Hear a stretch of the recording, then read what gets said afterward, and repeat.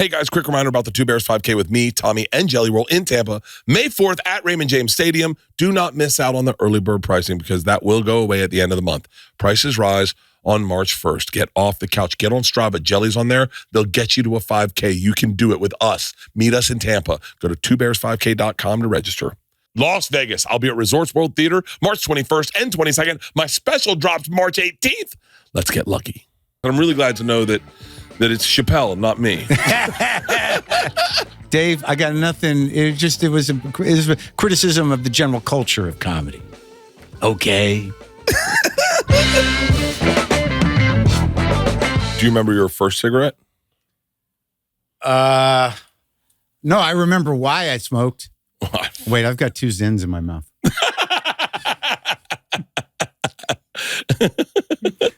Mark, can I tell you? Yeah. You're going to get me back on Zyns. I fucking swear. I just went to the doctor because I thought I had mouth cancer. Yeah. Zyns? I don't know. I just had a lump. Oh, yeah. And then all of a sudden the lump went away and I was like, should I just not tell him about it? Well, it's lumpy in the mouth. Yeah. They come and go. I would get, this is how neurotic I am.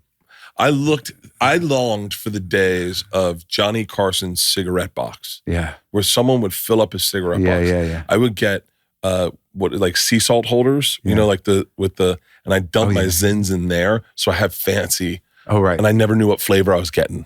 So you just like a jelly bean jar? Yeah, like you just have a fill with Zyns. Oh, so is it a surprise? Oh, hey, can you pass me the Zinos? Have you had Zinos? Oh, no. This is these guys. Is it Zinos right there? Lucy's. Look at how many they sent me. Oh, now you're going to, I feel like I'm going home with some of this. You can't have Look it in at the house. this. It's a giant, oh my God. Lucy's.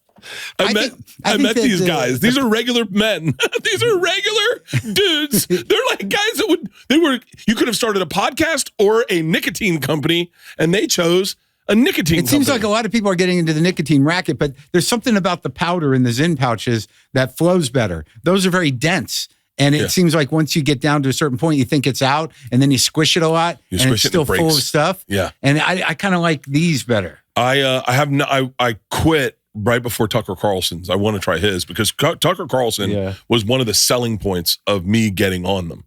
I was glad I was ahead of the curve on that. Now, because, I'm not a Tucker fan, that, now when I do them, my audience, who are definitely not Tucker fans, or they make the association. It's like, what are you doing that right-wing pouch for? And I'm like, a drug's a drug. It's democratic.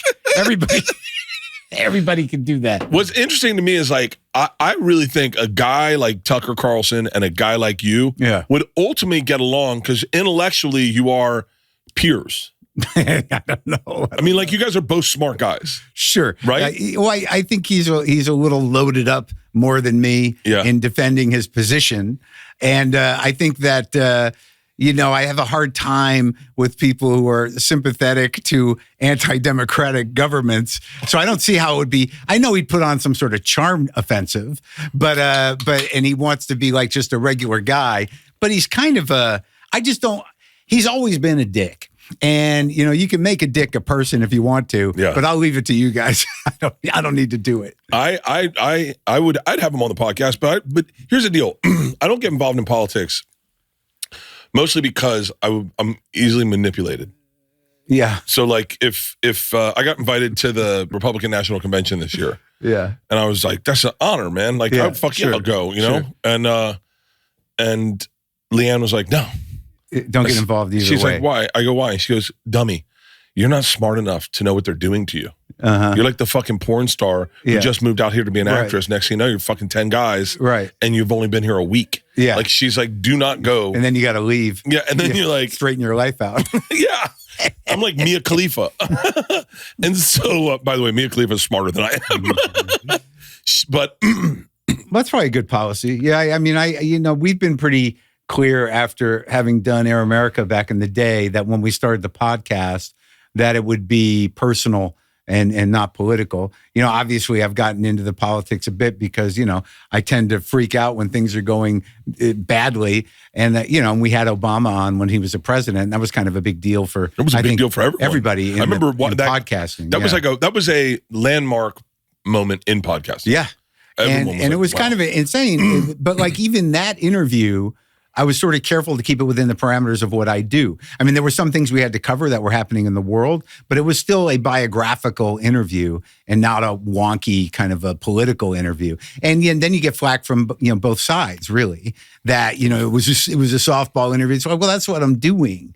Because I don't like being in that dialogue. I don't like being in the shit talk dialogue that everybody's jumping for clickbait and for attention. Even that thing that happened between me and you, that upset me beyond anything I can tell you. Well, that makes me feel good because it really upset me. Oh, it was terrible because I'm just on my porch, rambling. And sometimes I'm cranky and I make a comment. I think the comment was that in comedy, we have this cash grab culture where these drunks can do pop-up shows and sell thousands of tickets. And one of Joe's, Lena Riefenstahl's decided to make a fucking movie about it.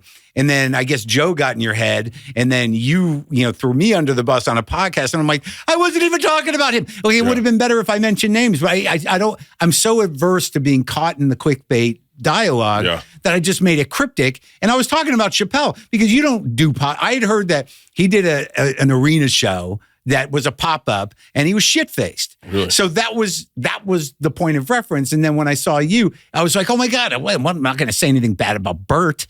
And then it just got out of hand and there was no way to put it back in the bottle. But I knew that, but I knew I could call you and just say like, dude, it wasn't about you. Oh, well, it made me feel good. It's funny. The internet will take, I stopped. I for a long time, I almost found it like, I don't know. I was stupid. I was naive to think that if I had an issue with someone, I could talk about them and not say their names.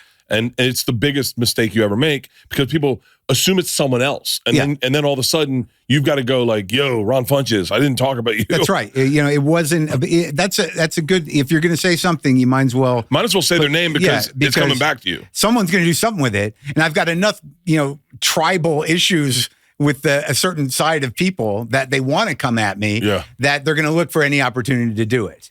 When you start breaking people's ticket sales and breaking people's attendance records, that is what I found got in people's feelings. And I'm watching it happen. I'm watching it happen to a bunch of us now who are, now are not selling the tickets the way that like Shane Gillis is. Shane Gillis is setting record tickets in everywhere. Nate Bargatze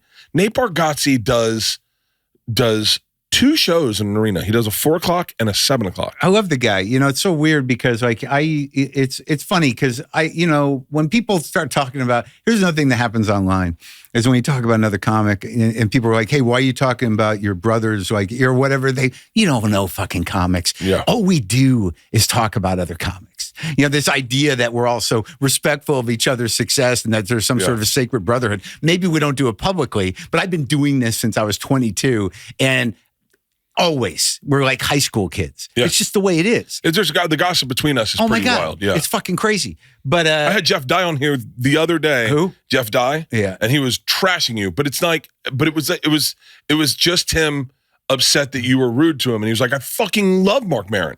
But it's like, that's the way you talk about someone at high school. You're like, wait, what? He fucking did what? Like but he was just like, he was mad at me. He was mad at you because you were rude to him when he was younger or something. I'll say this in my defense. I have no fucking idea who he is.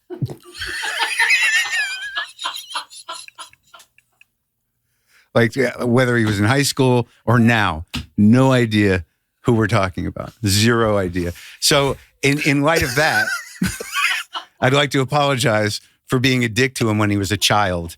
And I'll try to check out his comedy if I have time.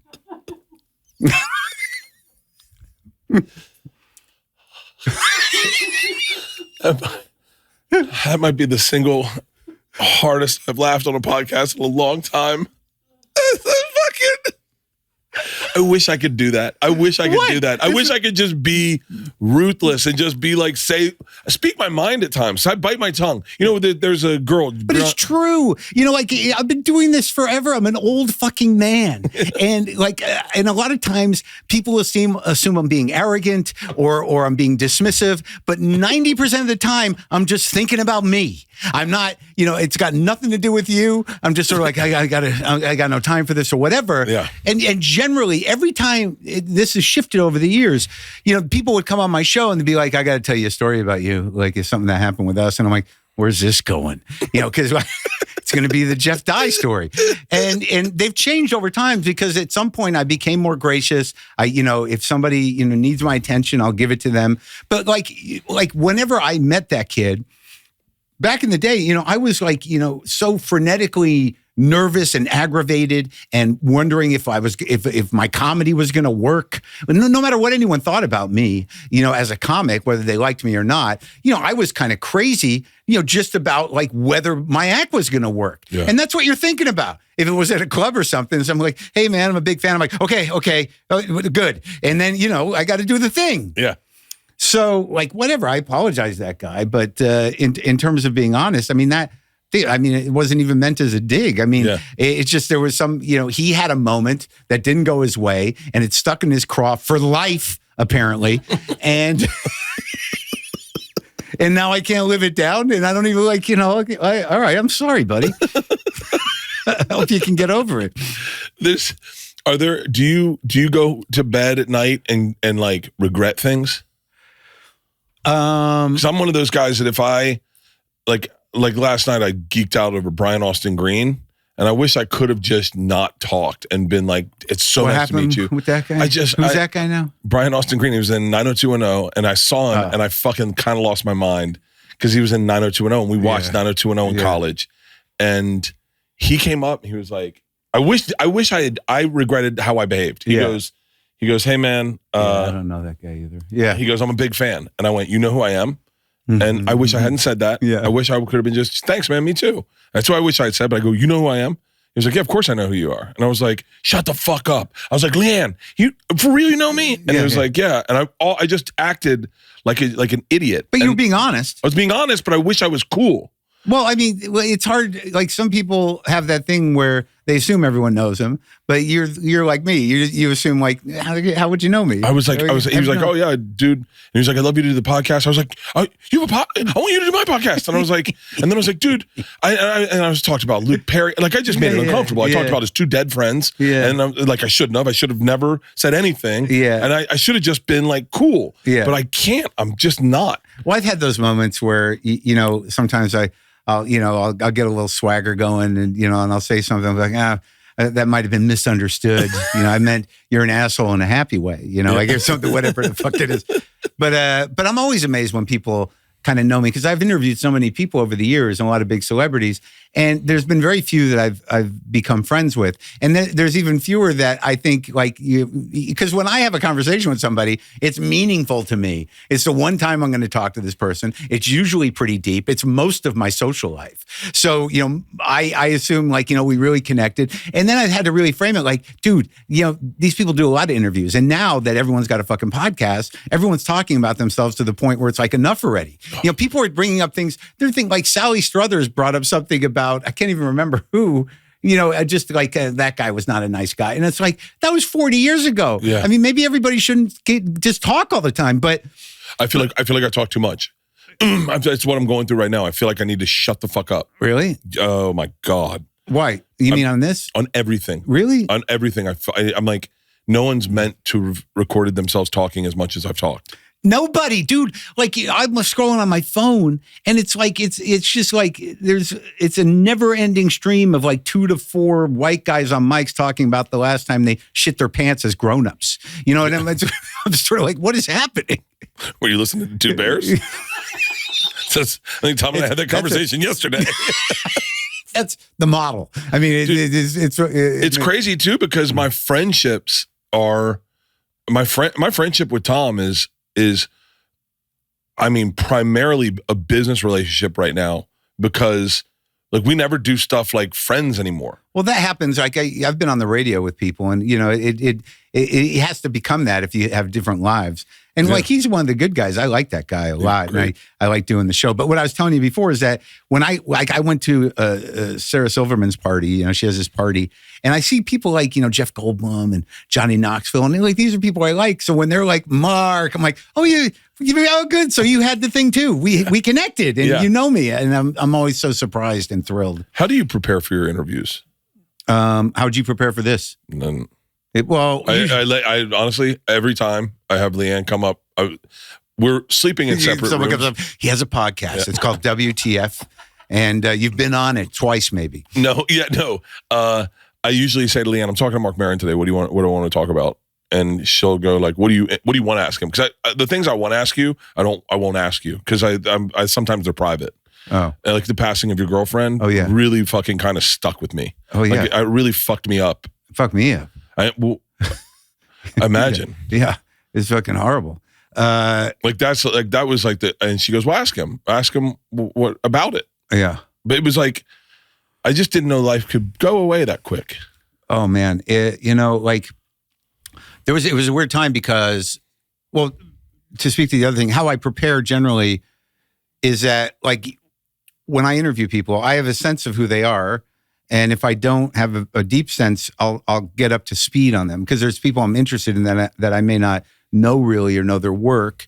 Like if I interview that guy, Guadagnino, the Italian director who did Challengers, and he did that new movie Queer with the James Bond guy, and he's a real artist, but I didn't know his older work, so I'll try to get up to speed on that. But generally what I do is I get a sense of who they are personally, and then I try to kind of frame what their life is in my head based on what I think of them. Mm-hmm.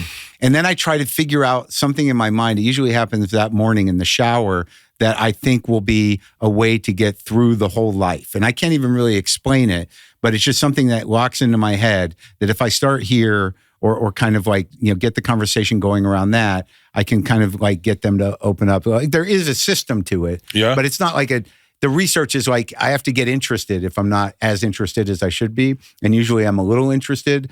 And so I have to try to really get into who they are and what they do and then kind of just feel it. But there is a prep process, but it's not like writing questions or anything. It's fascinating to me. It's a vibe thing. You and Joe are, in my opinion, are the two best at it. Like of just talking to people. Yeah. And I'm like, I'm not that I'm not, but I can talk to you. Yeah. I can probably talk to Joe. I can talk to Tommy. Yeah. But like sometimes I have interviews where where I do this thing, everyone, oddly enough, all my friends are pointing it out these days, where I make things about me because I get nervous about silence.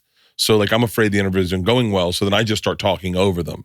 Yeah. I kind of manipulate the conversation. And well, I mean, people accuse me of that all the time. Like, why don't you let them talk? Why do you finish your sentences? You don't do that at all. Well, I do it, but like there's like it's an instinctual thing. I don't love silence, but I know when silences are okay. Mm-hmm. And I think Joe, because of the way he paces, and I don't think I've ever watched a full episode, but a lot of it is about pacing. Like he'll let things sit for a long time, and I don't really do that. But if there's an emotional moment, I'll let it go. But I interject a lot because a lot of times people who are public people have a public being that does these things, and they have a rap. So like, and if you feel that happening, which I can, I'll usually hijack it to get them around it so we can get into something that isn't their public rap. Yeah. Although some people, you got to let them do their public thing. And sometimes there's not a lot behind that. But a lot of times I interrupt because like, it's like, we all know that. So let's go. Yeah. Can you believe it's 2025 already? Life moves pretty fast, said Ferris Bueller. And starting a new year always reminds me exactly of that. And I don't know what's going to happen to me this year. But I know this. I am prepared for the unexpected. Are you? Fabric by Gerber Life helps you get term life insurance in minutes so you can help protect your family's financial future.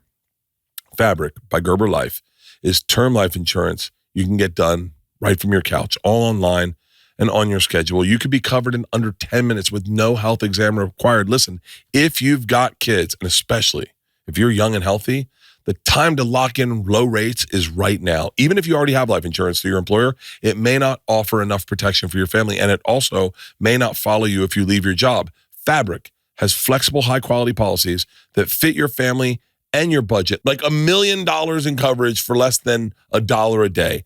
I'm telling you right now, you do not know what's coming this year. Make sure you're taking care of your family. That is the smartest thing you can do. It is the smartest thing you'll ever hear me say. Take care of your family so they don't have tragedy ahead when you're gone. Join the thousands of parents who trust Fabric to help protect their family. Apply today in just minutes at meetfabric.com/Bertcast. That's meetfabric.com/Bertcast. MEET. Fabric.com/Bertcast. Policies issued by Western Southern Life Assurance Company. Not available in certain states. Prices subject to underwriting and health questions. Have better sex with Blue Chew. That could be the whole read right there. That could be the whole read. But I'll tell you more. Blue Chew is the original brand offering chewable tablets.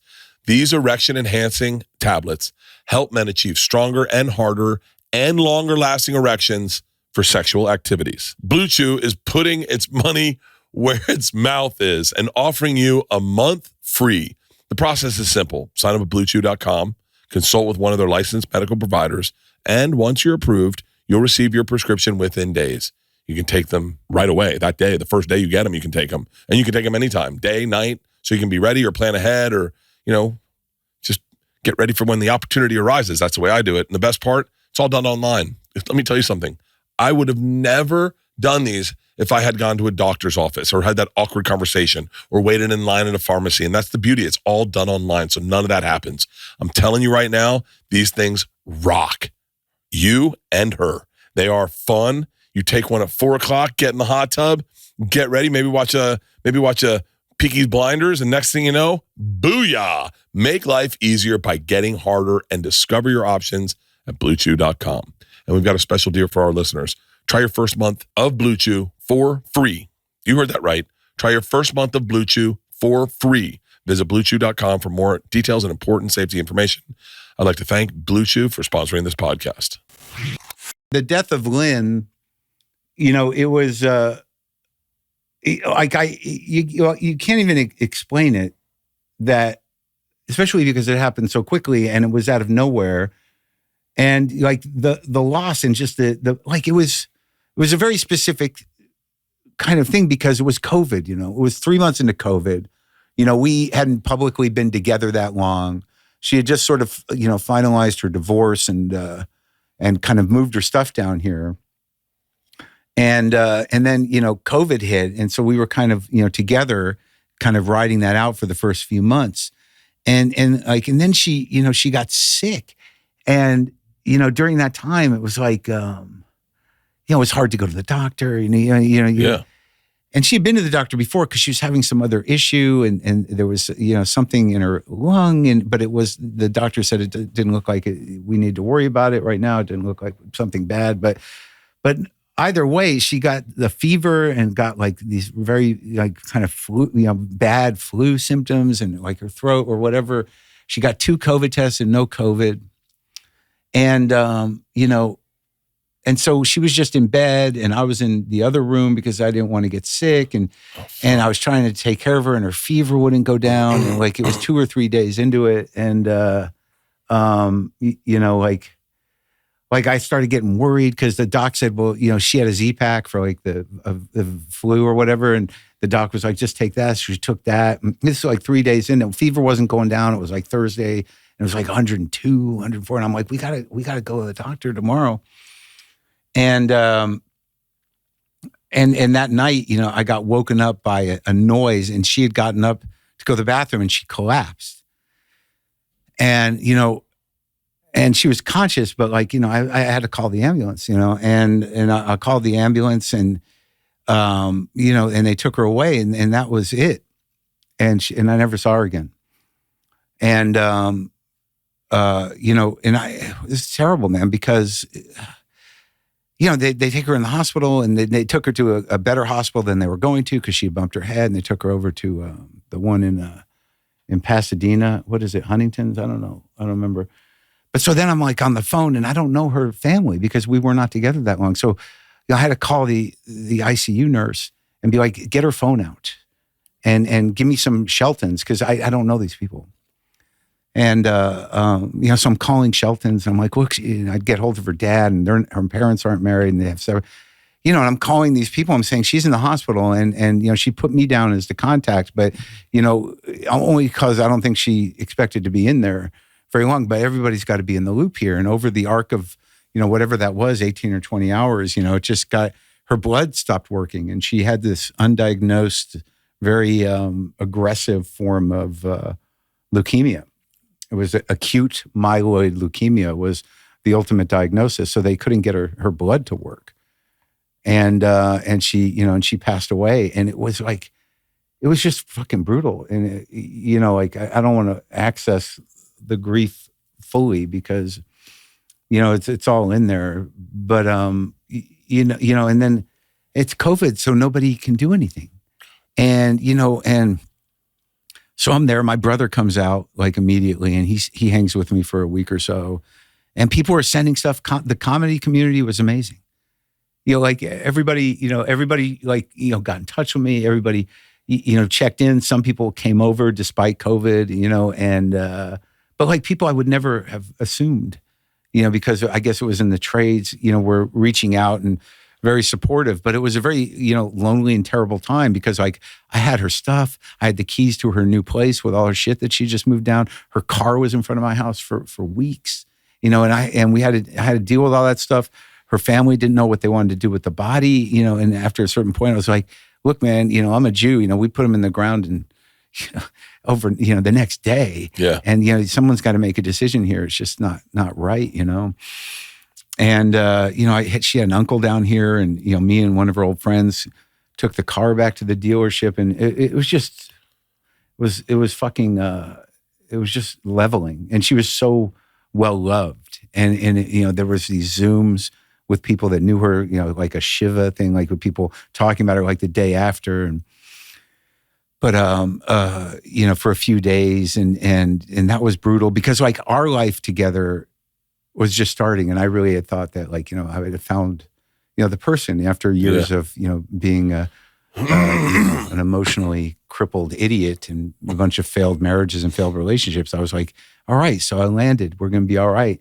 And then a year and change into our relationship, she passes away, and so all these people were talking about knowing her their whole life, and I'm sitting here, grieving the death of possibility, and that. Oh fuck. And then and her husband, who couldn't have been a fan of mine in any way, obviously. And, he's a good guy. And she had a kid that I didn't know. Our families hadn't integrated yet. Yeah. We hadn't gotten to that point. And, I had to call that guy. I had to sit there and go dude, you got to reach out to that guy. And that was some pretty intense man shit, because I felt like it was the right thing to do. So I called that guy and I said, look, I'm not expecting you to, have any, good feelings about me, but look, I was with her, for the last days here and throughout all this that happened. And if you want to know anything, or you have any questions, I'm here for you. And, I'm sorry for your loss. And if you want to talk about it, we can talk about it, And we both ended up just crying. And, he was he appreciated it. And it was funny, though, because when they finally did, there was no service, and I told him, I said, you got to come down here. She's here, they've got her in a mortuary. She was at the hospital for a long time, the morgue. And I said, you can come down here. And everyone was afraid because of COVID. But it was funny. I did a bit on the special, when I went to see her dead body. Did you know that? No. It was a pretty awesome fucked up bit. But after they did cremate her, the husband called me up and he says, so, do you want any of her ashes? And I'm like, what are you just sitting there with a scale? It's it's blow. Yeah. Send me a baggie. Key bump. And I'm like, no, I'm good, man. Oh. But the heaviest part about it was, and I did this bit on the special, and it was a big bit to try to fucking do, because I talked about it pretty explicitly on From Bleak to Dark, because I thought it would be helpful. And I did a podcast. She died on a Saturday, and I did the podcast on Monday, and I was beside myself. I was crying the whole time, and my producer was like, "We don't have to ever do the podcast again." I'm like, "Well, I don't know. I think this would be helpful to people that grief is real, and you can't hide it." And people don't know what to do with it. And this is what it looks like. So let me get on the mic and do it. And, but the hard thing was and because I started to talk about humor, and the power of how am I ever going to be funny? And, and I did write a joke, the first joke I wrote after she died was really a dark joke. And I remember telling Dan Vitale about it. He's passed away too. And I told him the joke, and he's like, "Oh my God, you can never do that joke." And I'm like, "I don't know." So on the special, the joke is, this didn't happen in the moment that of the story, but this was the bit was that, and I'll tell you when the real part ends. So she passes away, and the doc says to me, it's late at night. It's like 12:30 at night. He says, "Look, you can come down here and see her if you want. They haven't signed off on her papers yet, so it's not going to be. We'll clean up as much as possible, but you can come down and see her, the body, at Keck, down in by USC, Keck Center, the hospital where she died, and it's COVID, so no one's in the hospital, no one's visiting anybody." And I said, "Well, there's can I do that?" He's like, "I can make it happen." And I didn't know what to do. I'm like, "Do I want to do that?" So I call up Michaela Watkins, who was a friend of ours. I'm like, "I don't know. The doc says I can go down there." She goes, "You have to go. You'll regret it if you don't go." And I'm like, "Really? I don't know if I have to go. It sounds pretty heavy." She's like, "You have to go." So I'm driving down there, completely traumatized, crying. I haven't slept in 2 days. And I get to this empty hospital, and there's just a person sitting in the lobby of the empty hospital. And I told them, her that, I was told that I could go up to the ICU. So I go up to the ICU, and these nurses, they deal with this all the time. But me, they're kind of chipper. They're like, "Hi," and I'm like, wrong tone, I think. I'm not getting my hair cut. Yeah. And they basically just said, "She's in there. Go on in and take whatever time you want." And I went in there. It's horrible. It's just horrible. And, this all really happened. And, I said goodbye. I kissed her, and, I kind of touched her head and, whatever. And, and I said goodbye to her. And as I'm walking out, I turn to walk out, and I think, selfie? That was the joke. That was the joke I wrote. And I'm like, no. So I was so happy with that joke because it sort of disarms this horrendous thing. I didn't think that day, but that was the joke I wrote that I thought was funny. And I framed it that way in the special, and it worked. And a lot of people were like, they loved it. And a lot of people who have lost people, but apparently it's not an unusual thing to do now. Are you serious? Yeah. People do it. People take selfies with just wow. Yeah. Well, it was, I don't know, it was a popular thing to do when photography first became a thing. Yeah. In the 1800s or whenever it was. I have a whole book called Sleeping Beauty. It's a collection of death photographs from that era where people wanted to remember. Yes. It was a marketing angle for photographers who were starting the business. And actually they were very good subjects because at that time you had to leave the aperture open for like a minute and they wouldn't move. So you get these very crisp, clear. Your head under the thing? Yeah, exactly. But it stayed open. Yeah. Like that's why sometimes it was very hard to sit for those photographs because they had like neck braces and stuff because the lens had to stay open for so long. Wow. So that's now a popular thing. People take selfies with their... I don't know how popular it is, but I got a few emails from people that did it. I bet that would be... I mean... It doesn't, once you get past the idea, like once you realize that death is inevitable and everybody deals with it and it's a natural thing, it's just a matter of if that's how you want to remember somebody. You'd think you'd rather just do the pictures that you have of them having fun as opposed to, I mean, that's also why Jews close the casket. Jews, they put you in a pine box and there's no viewing. Yeah. And because, that you should remember people when they're alive. I remember my buddy in high school, he died, after high school and we all come back. It was kind of tragic. And I just remember going to this funeral and it was just an open casket. And I went up there and looked at him and I was like, no, I'm never going to get that out of my head. Yeah. And I'm never going to get seeing Lynn out of my head either. But I feel like there is closure there if you want it. Yeah. They're dead. They're dead. They're dead, man. And like, it was so wild too, because, she was so, it took a long time for me to surrender to my love for her. And you guys she directed the Sword movie. Sort of Trust. And she also directed she directed Too Real and End Times Fun, 2 specials, the sword movie. She directed me in Glow a couple of times. Oh, did she? Yep. This show is sponsored by Mando. Mando's whole body deodorant right here is safe to use anywhere on your body. I put it on my balls. Waited for it, didn't burn. Thighs, belly button, butt crack, ass, everywhere. And my feet, created by a doctor who firsthand saw how normal BO was being misdiagnosed and mistreated, clinically proven to block odor all day, controlling odor for up to 72 hours. All products, baking soda free and paraben free.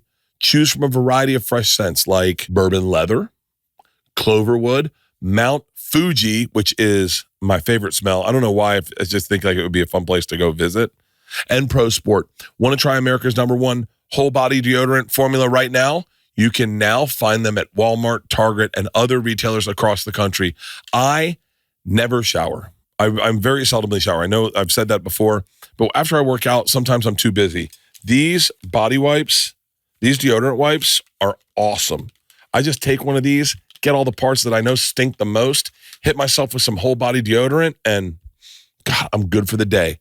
Mando's starter pack is perfect for new customers. It comes with a solid stick deodorant, cream tube right here, cream tube deodorant, 2 free products of your choice like mini body wash, or I would suggest the deodorant wipes, and free shipping. And as a special offer for our listeners, new customers get $5 off a starter pack with our exclusive code. That equates to over 40% off your starter pack using code BERTCAST at shopmando.com. That's shopmando.com. Please support our show and tell them that we sent you. Smell fresher, stay drier, and boost your confidence from head to toe with Mando. Let me guess, you signed up for something over the holidays, and right now, the trial period's ended, and you're getting charged month after month after month. And you're looking at it going like, oh my God, I didn't know I was spending this much. What even is this? Subscriptions are there, but you're not using them. In fact, I just learned that 85% of people have at least one paid subscription going unused each month. Thanks to Rocket Money, I get to see all my subscriptions in one place and cancel the ones I'm not using anymore. And now I'm saving more money because of Rocket Money.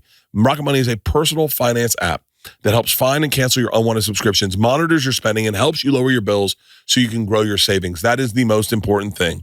Can you imagine if you got to buy a house because you just stopped pissing away money on apps you just forgot about? Rocket Money has over 5 million users and has saved a total of, get this, $500 million in canceled subscriptions, saving members up to $740 a year when using all the app's premium features. Dude, I just signed up for this one the other day. Now listen, I just started using it. I think it charges you. Actually, I don't even know. All I know is I hit the free trial, knowing full well that if I stopped using it, I can go on Rocket Money and they're going to cancel it for me. Cancel your unwanted subscriptions and reach your financial goals faster with Rocket Money. Go to rocketmoney.com/Bertcast today. That's rocketmoney.com/Bertcast, rocketmoney.com/Bertcast. I did this movie and Sharon Stone was in it. You know, I pulled in Lily Gladstone. It's a very funny movie. It's called In Memoriam. And, I hope it comes out as well as it read. You want to know what it's about? Yeah, please. It's about an actor, when he started out, he was a serious actor in his 20s. He did Broadway. He was a big deal. He got signed by a big agent. He did a few movies, and he had this co-star named Vicky Page. They were big box office successes. He took her from her husband and married her, and then their 4th movie flopped, and she dumped him. And then, after that, his career was kind of up and down. He ended up doing a sitcom in his 50s, which was a huge hit, and everybody knew him for this sitcom. And he made all the money he could make at the sitcom, but he considered himself a serious actor. But he sold out in his 50s. So that's the backstory. So at the beginning of this movie, this character, who was me, gets diagnosed with stage 4, colon cancer.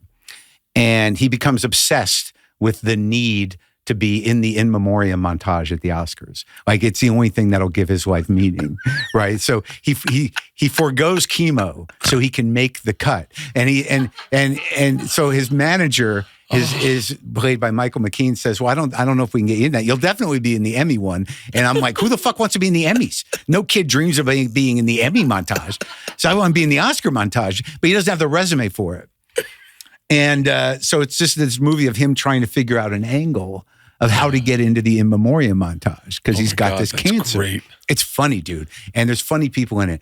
Lily Gladstone plays my therapist. Justin Long plays this influencer. He's fucking hilarious. Yeah. That guy. Justin Long's really talented. He's very funny. His acting to me seems effortless.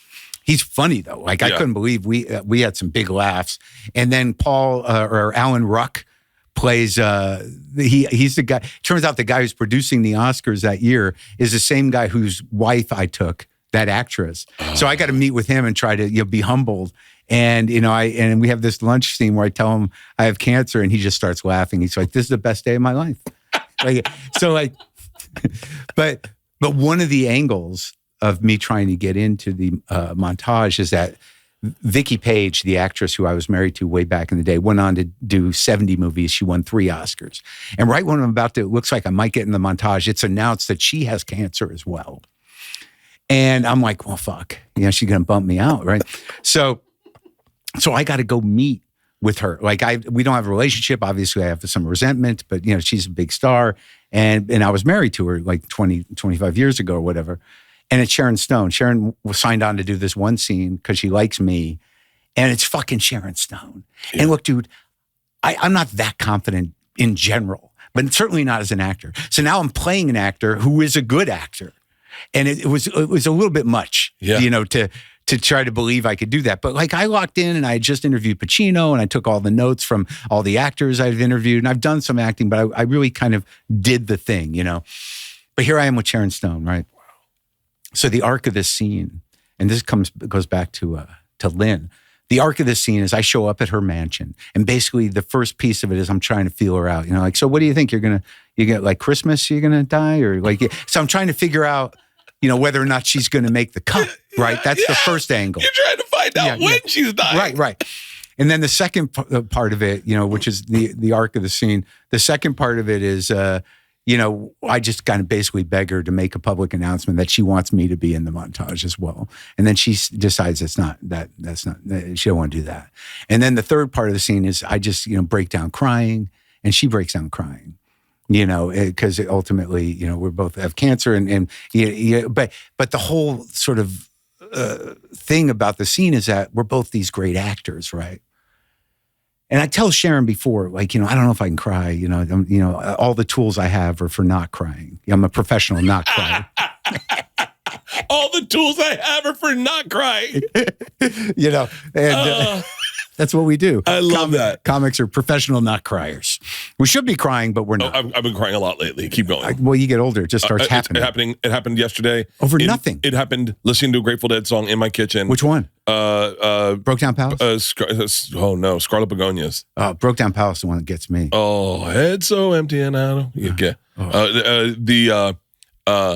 That was Sugar Magnolia that I was just singing. But Scarlet Begonias got me, just caught me off guard, and I started crying in the kitchen. Keep going. All right. So I tell Sharon, I don't know if I can cry. She's like, I get it. My son's an actor, and sometimes, he uses whatever. I thought I was going to have to use the menthol thing. There's ways around it. Yeah. Well, so here's what happens. It's like, I'm like, I realize, like, fucking Sharon Stone. I mean, she's an animal. I mean, she's the fucking real deal. She's a fucking great actor. And we do before lunch, we're doing a master, right? And I do one. And I'm like, oh my God, she's fucking eating me for lunch. She's handing me my ass here. And I'm like, I'm all fucking, wobbly. I can't lock in. And then we do another take and I'm like, oh my God, I'm fucking in trouble.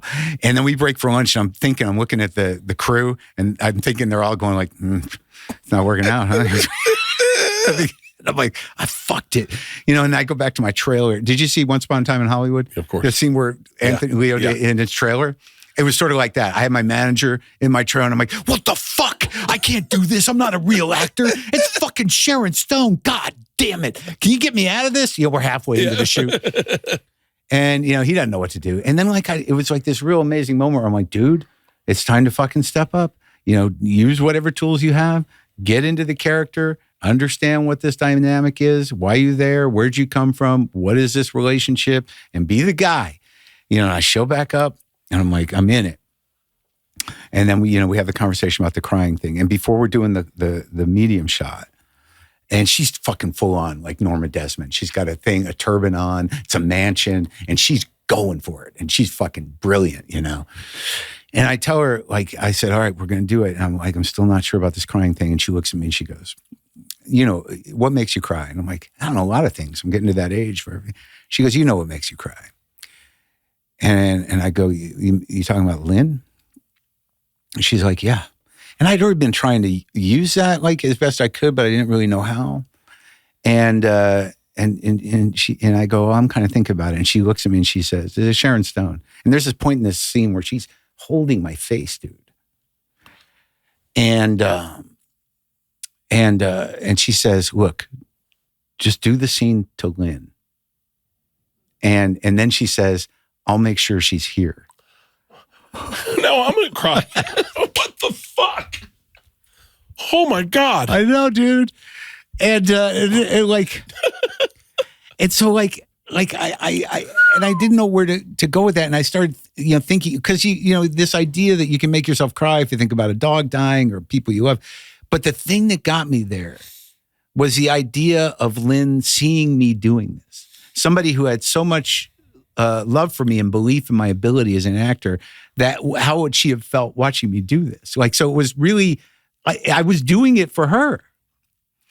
And so we get to that point in the scene where it was really, I don't want to blow the lines. We get to the point where we're both fucking crying, and we're crying. Me and Sharon are crying. And I got there. And then I couldn't really stop. And I just they said cut, and the entire crew was like, "Oh my God, what was that?" And then I'm just sort of like holding on to Sharon Stone, like, You're like,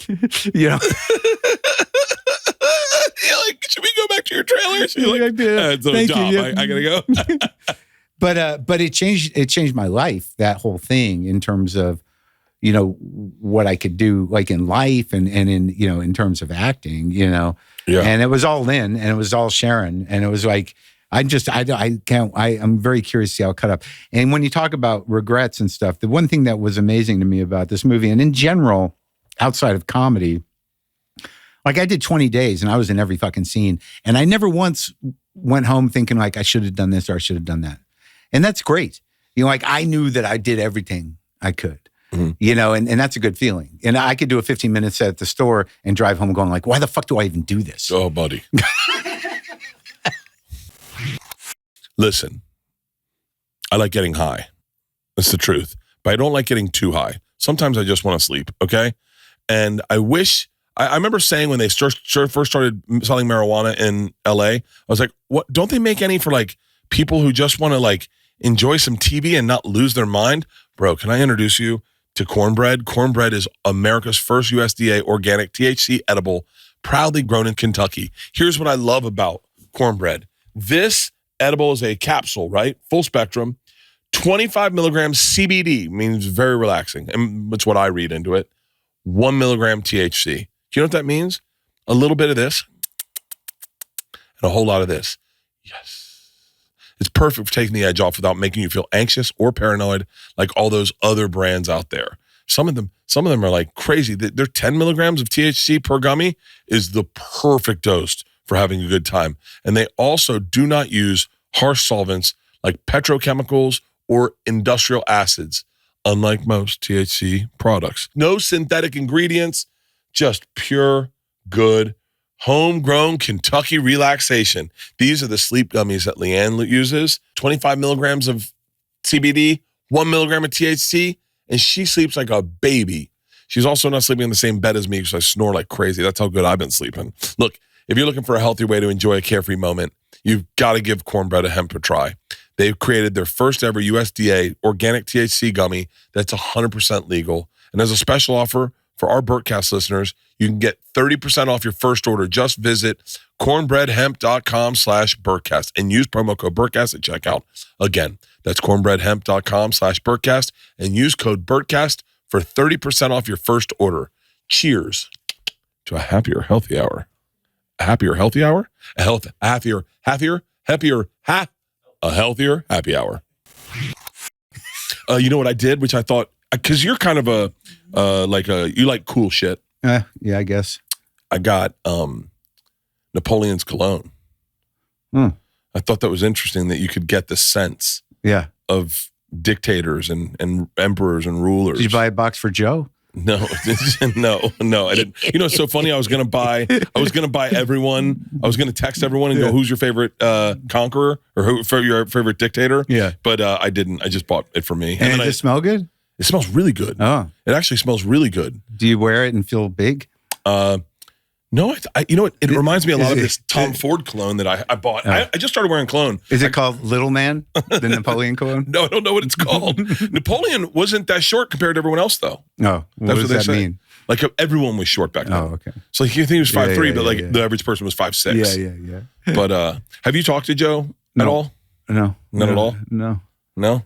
What do you feel like there's a rift there? Yeah. Yeah. I don't think I occupy any space in his head, but you know, I've gone on. And I'll be honest with you, I don't think he's ever talked to me about you negatively. Like when he sent me that text, he was just like, "What happened with you and Maron?" Yeah, oh yeah. And I was like, I have no fucking idea.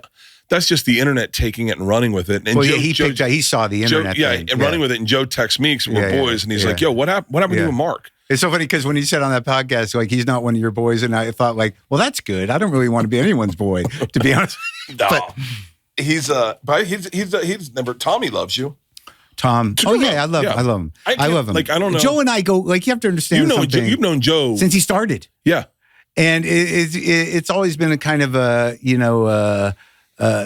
like, I'm not a nerd, but like, you know, there was a tension that goes back to like, you know, 1989. Jesus. You know, again, it might be all me, but now, like, because of politics, you know, things have expanded. In, you know, I am okay in my zone. You know, and they're, you know, and his minions, you know, if they don't like me, I'm okay, because there's no reason, like, I got to get that audience. Like, what would I do with them? Do you know what I mean? You know what I mean? So I can imagine that. Yeah. Yeah. So, you know, and I have been critical of him in a sort of coded way, but look, whatever. Yeah. You know, there's no reason. Life's too short. And I've never, I think if you were in Austin, you did a spot at his club, he'd give you a hug. I think you would. Look, I build a lot up in my brain, you know, and I've decided, like, there's a whole tribe of, you know, of comedians that, you know, think the edge is somewhere in the area of, you know, trans and vaccine, that just look at me as like some other kind of fucking comic. But the truth is, one thing I know is that, like, yeah, no one can take anything away from me as a comic who's, you know, the real deal, who paid his dues the right way. So, like, I just kind of live in that zone, and I'm okay with my people, and that's that. It is funny when you have like interior. I don't know the right way to say this. I wish I could just tell you the fucking story, but I can't because it would just cause so much drama. But like, but when you realize what you're thinking isn't real. How you can build something up in your head, and it's not real. And then it's not real at all. Yes. And you're just like, holy fuck! I've been thinking about this for like 6 months. It used to happen all the time at the beginning of the podcast when I thought I'd offended everybody and that I'd been an asshole. I'd bring up the thing with the person that I've been holding on to my whole life, and they're like, "Oh yeah, I don't even remember that." Yeah. How could you not remember it? Let me repeat it, you fuck. You know. Do you know, as I was with Bertcast for a while when I first started, and Bertcast, I have to say this, he is a little bit of a what's the Dharma bums? Oh yeah, like, Jack Kerouac. Yeah, like he just has, like, sometimes Barry has a very casual insight that he doesn't. I don't think he realizes he's giving you some deep game shit. He just is like. I remember I had this. He was bombed. A real hustler. I mean, like, I knew him too. Yeah, you know, when he still did comedy in Boston. Oh wow. Yeah, I saw him do comedy once. Yeah. Once. Not great. Wasn't amazing. It was heavy, dude. You know, Barry, like, you know, for as much of a slime bucket as he is, he loves comedy, and, like, you know, and he, you know, but he was whatever. Barry's Barry, but he had some heavy shit, man. When I first started doing comedy, when I first started working in '88. He had a company called the Boston Comedy Company, I think, and they would book, you know, these one-nighters. And it was all one-nighter business in colleges. And The Office was in a building he managed in Alston. It was in the basement. And he had a couple of women working there, Linda and Nina. And you would go over there and get your directions for your one-nighter, which would be in Maine, New Hampshire, Rhode Island, really? Wherever it was in New England. And, and you'd get your directions. But it was heavy, man. He has some heavy loss in his life. And, and he did, he definitely started from nothing and built whatever. And I think he's back at nothing, but I don't know. I think he's doing his podcast. I think he's still managing some people. I did his podcast and I just shit on him for an hour and he loved it. He said to me one time, and then this is like the gold you'd get from Barry. And I've got a few great gold nuggets that Barry gave me that I don't think he realized what he was saying to me. I bombed at an ICM showcase. I had done 2 showcases before, got a 6-figure deal, another 6-figure deal, third time's a charm, let's get another 6-figure deal. Yeah. And I tanked, I bombed. And I was like, I was in my head and I was like, I called Barry the next day and I was like, yo, you need to get me a new showcase. Like you need to get me back up in front of those people because I that is not representative of who I am. And I want them to see how good they are.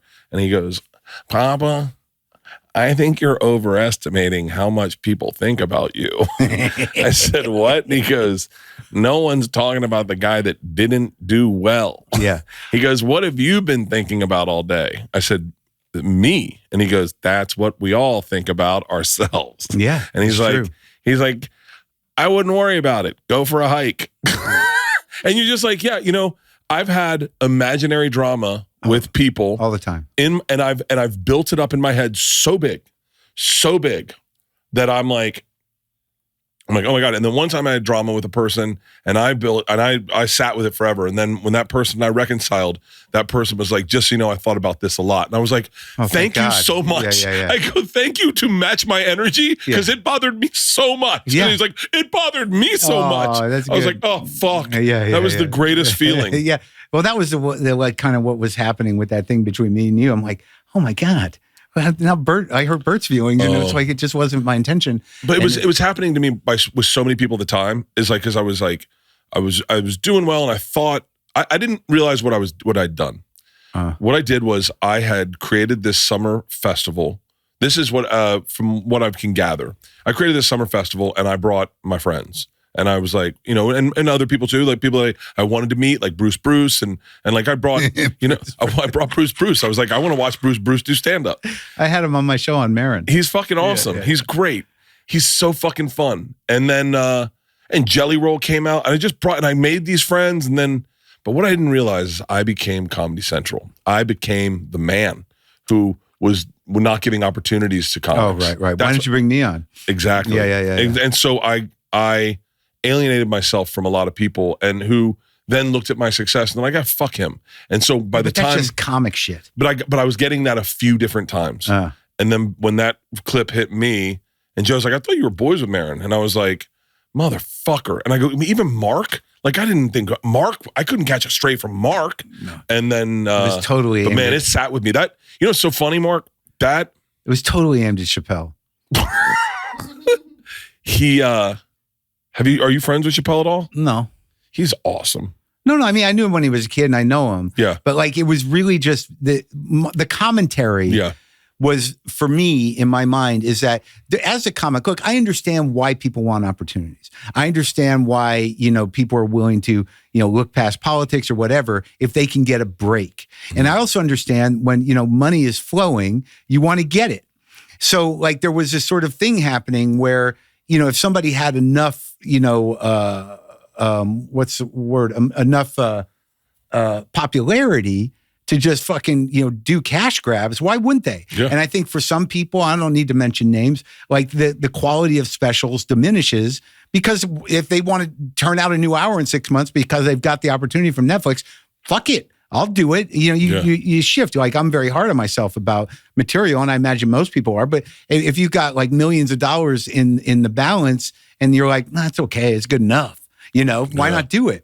So the commentary was just really about, Chappelle's a brilliant guy, no doubt about it. That's a very powerful statement because I've seen that happen to people. Yeah, I've seen that happen to people, and I've had it almost happen to me, where I said on this last special, they were like, hey, we want to do a special. We'll do a special with you. And I was like, great. And they're like, shoot it in shoot it in October? And I was like, no. And they're like, that's what we'd like it in October. And I was like, or my dates might be off. And I was like, no, it won't be ready in October. Yeah. And they're like, wait, can we get it by October? And maybe, and your managers and agents are like, October would be great. Yeah. And we can route it. Yeah. What city do you want to shoot it in? And you're like, hold on, I won't be ready. And then I was like, I want to do it in July. And they're like, that's a different calendar for them. That's a different whole thing. Yeah, it fucks up their placement. And I was like, well, I can only shoot it in July because I need to do stand up from October to July to get ready for it. That's right. But I watched that happen to comics.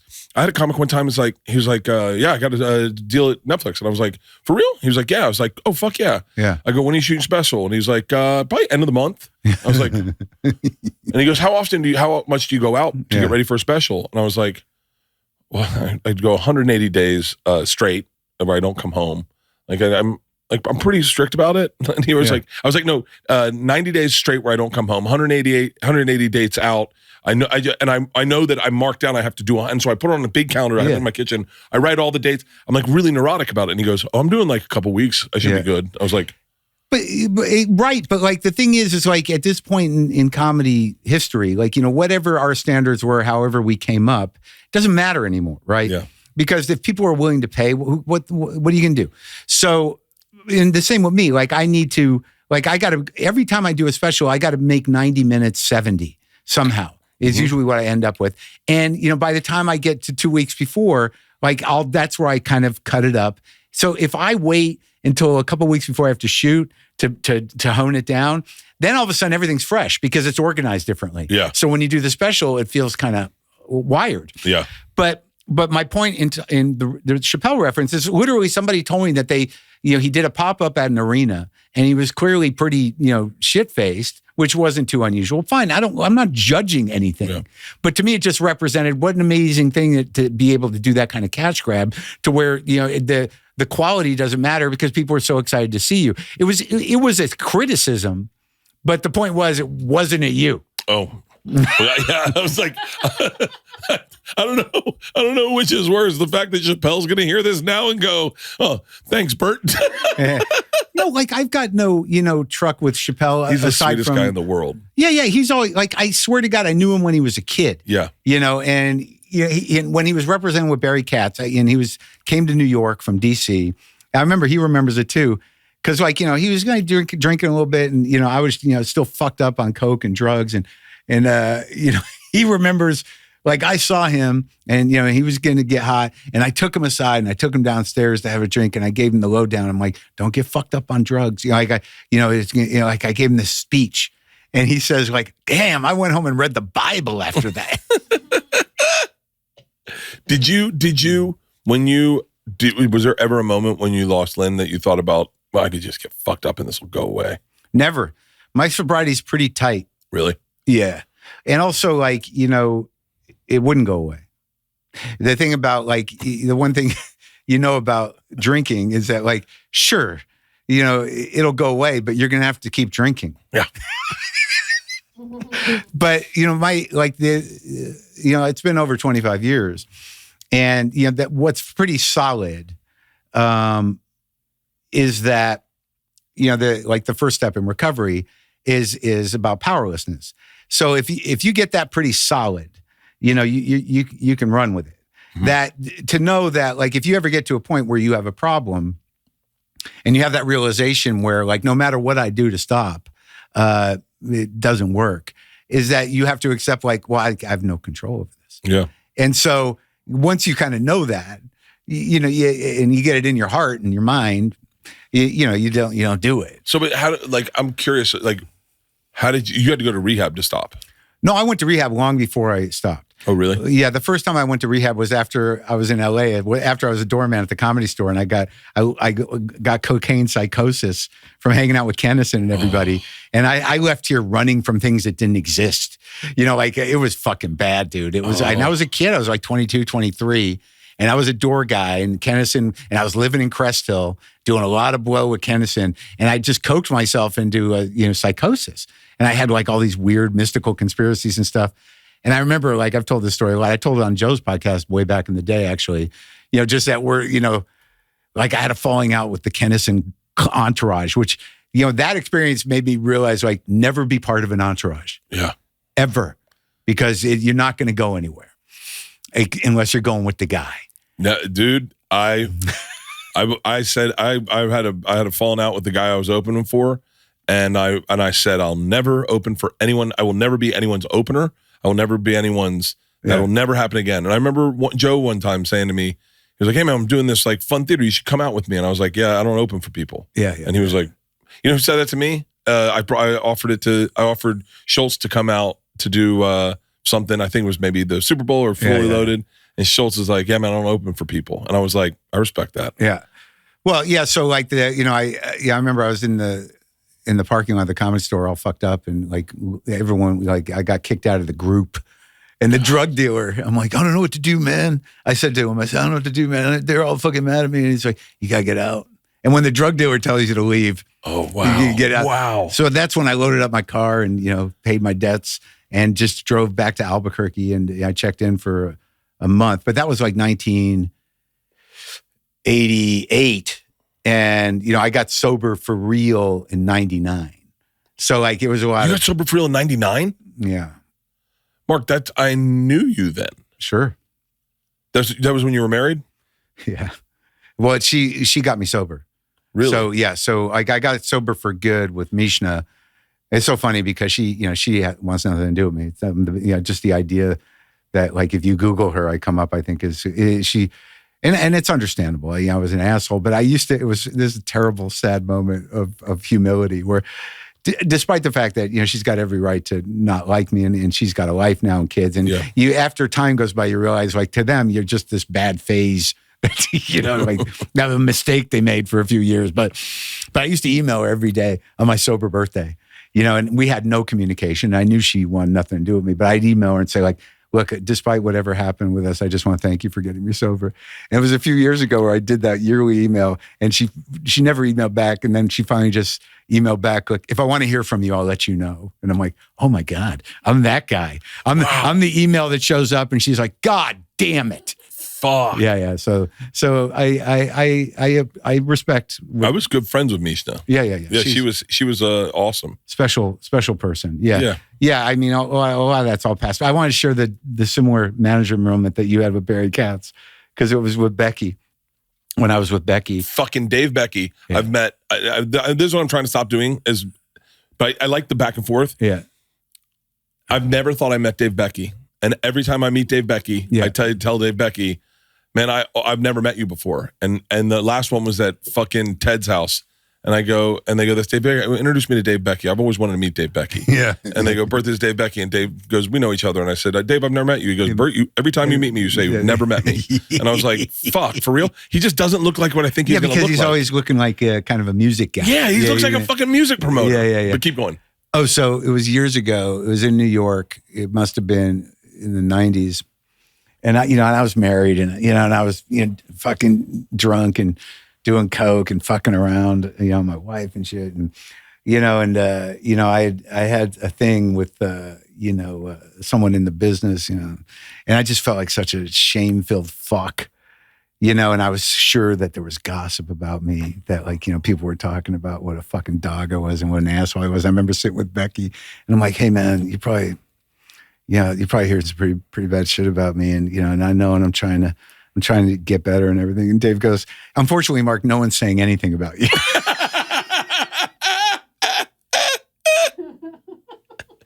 Oh, that's fucking hysterical.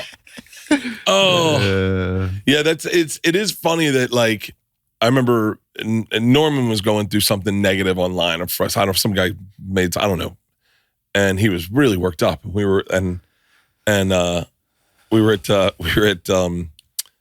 Red Rocks. I was getting ready to do Red Rocks, and he kept bringing it up, and I was like, "Hey man, it's not in my world. Like we don't need to talk about this." And he's like, "It's all I can think about." And I was like, "Well, hey, I haven't seen it, so until I've seen it, don't fucking worry about it. Yeah. The second I see it, then I'll tell you, heads up."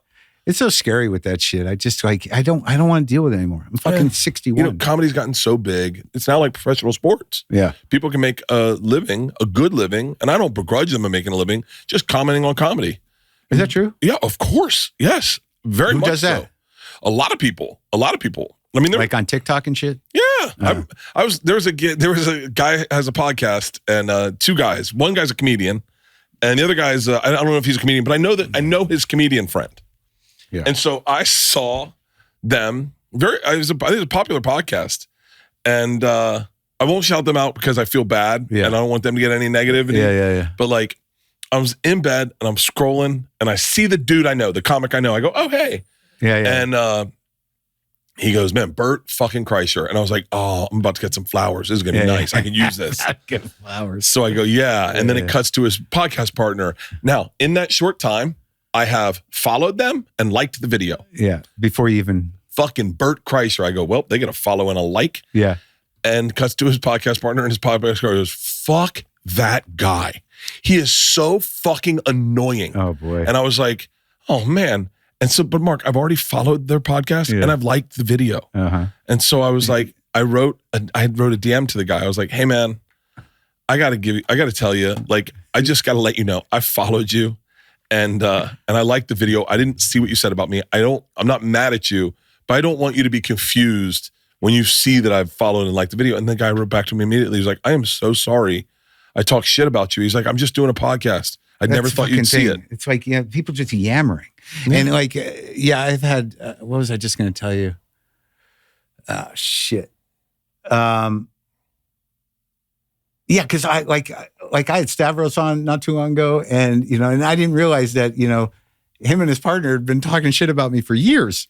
Oh, for real? What's the other guy's name? Nick? Yeah. I don't know that guy. Nick Mullins. I don't know any of these fucking people. But Nick Mullins he's first of all, he's fucking hysterical. No, I know he's funny. Yeah, him and Stavi together when they did the Come Town, that was one of the funniest. Yeah, but apparently they've been taking shots at me for a long time.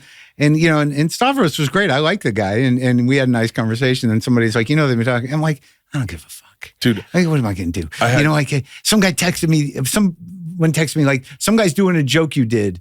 Like some guy, some comic in Chicago, young guy, is doing basically the same joke setup that I did on my 1995 HBO special, and it was public. Like that's Maron's joke or whatever. So I DM'd the guy. I'm like, we good? And he's like, yeah, man. I took it down. And I never saw your special. I swear to God. I'm like, dude, I don't care. Yeah. Relax. I don't care. Yeah. You can deal with whatever you want to deal with, but I don't give a shit. Yeah. I mean, like, someone did it yesterday. Like my media guy posted some old joke of mine, way old, from like 97, maybe earlier. Yeah, it was a pretty good joke. People remember the joke. And some guy was like, I think I saw Louis do that joke once. And I'm like, I don't care. It's 1997. And I don't know if that's true. And it doesn't matter. I think I saw Louis do that joke once. But like, I'm sure he didn't. Yeah. But like, that's why at some point I shifted to almost exclusively talking about myself, because they can't take it from you. Like, it's like if you do jokes about stuff, everyone's going to do it. There's fucking like 100,000 comics, if you want to call them that. Dude, there's so much. That's why I had a joke. I had the dumbest joke in the world. I wish I knew magic just so I could get out of a ticket. Cop comes over to me and he's like, excuse me, you have any drugs in this car? And I go, no, there's no drugs in this car. And he goes, I go, matter of fact, the marijuana is behind your ear. It's yours. And he was like, what the? And so I was like, it's a good joke, right? I'm really proud of it. And I would write jokes from time to time like that. And Kyle Cease went up and did magic and cop. And it was my joke. And I was like, I don't think he's seen it. And I haven't seen him. Yeah. We're just writing the exact same. Of course we are. It's kind of a basic thing. Yeah. And I said, it's like the 10,000 monkeys in a room with typewriters eventually going to write Shakespeare. No, but they're going to do the same joke.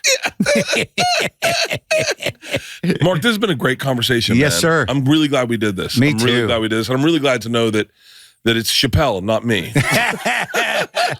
Dave, I got nothing. It was a criticism of the general culture of comedy. Okay.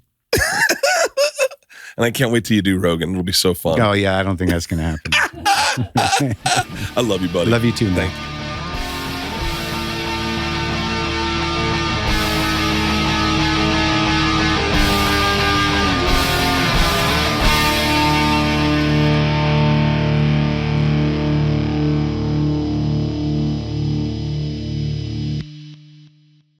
This episode was brought to you by The Machine.